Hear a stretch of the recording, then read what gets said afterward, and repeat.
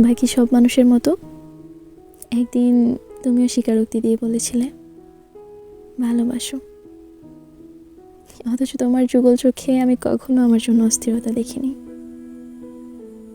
কথা বলতে না পারার ব্যাকুলতা দেখিনি।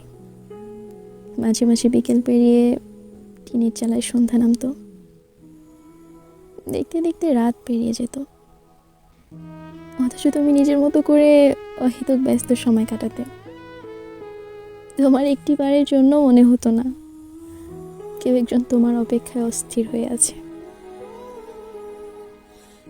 এই মুহূর্তে তার সাথে একটু কথা বলা দরকার। অথচ আমি চেয়েছিলাম এমন একজন থাকুক যে মানুষটা আমাকে নিয়ে একটু ভাববে, যে মানুষটা তার সারাদিনের হাজারো ব্যস্ত সময়ের মধ্য থেকে আমার জন্য একটু সময় বাঁচিয়ে রাখবে,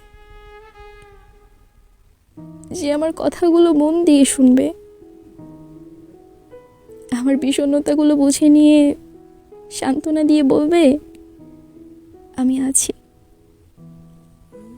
যার কাছে আমি শুধু একটা অপশন হব না, বরং অগ্রাধিকার হব।